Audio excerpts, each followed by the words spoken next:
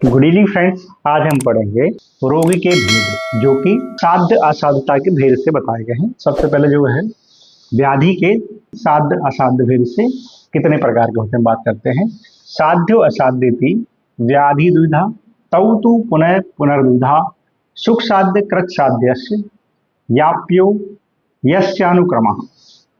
यानी व्याधि के दो भेद हैं, एक साध्य और असाध्य। पुनः साध्य के दो भेद हैं, सुख साध्य और कृच्छ साध्य। इसी प्रकार असाध्य के भी दो भेद हैं, याप और अनुपक्रम। तो सुख साध्य यानी जिनको चिकित्सा करने पर आसानी से ठीक हो जाते हैं वो सुख साध्य कहलाते हैं। जो आसानी से ठीक नहीं होते वो कृच्छ साध्य कहलाते हैं। याप ऐसे रोग जब तक चिकित्सा करते रहते हैं उस समय रोग शांत रहते हैं, और जब चिकित्सा को छोड़ देते हैं तो थोड़े ही निदानों के द्वारा फिर से रोग एजिटिस उत्पन्न हो जाता है, उसे याप कहते हैं। अनुपक्रम रोग ऐसे रोग जिन्हें चिकित्सा नहीं करनी चाहिए, वो असाध्य की कंडीशन है, तो उनको चिकित्सा के लिए मना कर देना चाहिए। नेक्स्ट हम बात करते हैं कि सुख साध्य की कंडीशन क्या होगी या आसानी से ठीक होने वाले रोग कौन से हैं। सर्व औषध शमे देहे यूनः पुंसो जितात्मनः आमर्मगो अल्प हेतवः अग्र रूपो अनुपक्रमः अतुल्य दूष देश ऋतु प्रकृति पाद संपत्ति ग्रहेषु अनुगुणेषु एक दोष एक मार्गो नवासुकः। ठीक है, तो पहले हम सुख साध्य की बात करते हैं।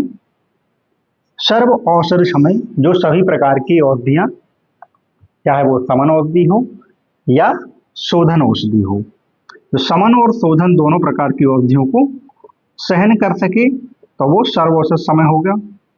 देहे यूना मतलब जो युवा अवस्था का व्यक्ति हो,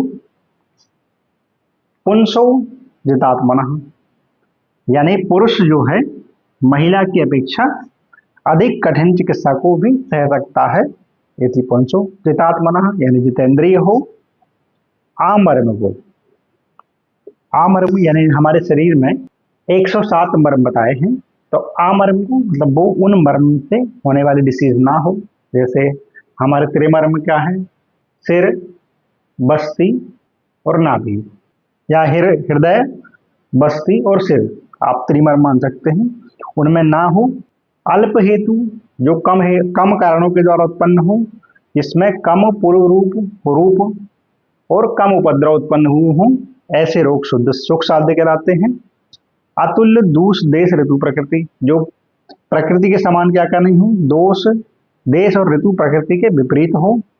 पाद संपत्ति यानी जो हमने चिकित्सा के 4 पाद पढ़े हैं, भेषज, द्रव्य, उपस्थाता, रोगी, ये सब अपने 4 गुण से संपन्न हो।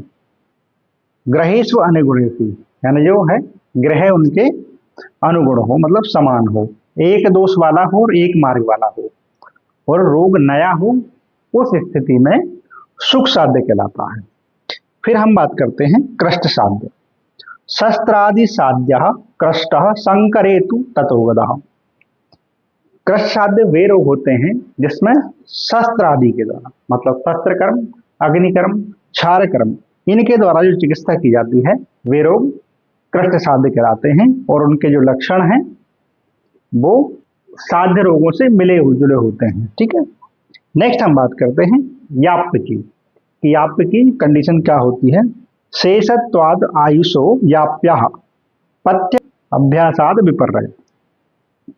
तो ऊपर जो लक्षण बताए गए हैं उनके विपरीत लक्षण हो, जो पथ्य आहार करने पर रोग शांत रहते हैं और आयु शेष रहने पर उनकी चिकित्सा करना चाहिए, ये लक्षण यहाँ पर बता दिए हैं याप के। नेक्स्ट जो है असाध्य की बात करते हैं। अंत्य विपर्य औत्सुक मोह अरतिकृत दुष्ट अरिष्टो अक्षनाशन है। यानी ऐसे रोग सुख साध्य के लक्षणों के बहुत विपरीत लक्षण वाले जो रोग होते हैं वो असाध्य कहलाते हैं। इन लक्षणों के विपरीत होने के साथ ही उनमें औत्सुक यानी उत्सुकता, मोह और अरति उत्पन्न करने वाले हों, जिसमें अरिष्ट के लक्षण यानी मृत्यु सूचक जो लक्षण हैं वो दिख रहे हों, अक्षनाशन है यानी इंद्रिय का नाश हो चुका हो, ऐसे रोगों जो है वो असाध्य कहलाते हैं। इस प्रकार यहाँ पर साध्य असाध्य रोगों का वर्णन आचार्य ने किया है। तो डॉक्टर का कर्तव्य है कि वो किस कंडीशन में है उसके अनुसार उसको चिकित्सा करना चाहिए कि साध्य को किस प्रकार से मैनेज करना है, सुख साध्य को किस प्रकार मैनेज करना है, असाध्य को किस प्रकार मैनेज करना है। अगर आपको हमारी वीडियो पसंद आई तो आप लाइक करें, शेयर करें और चैनल को सब्सक्राइब करें।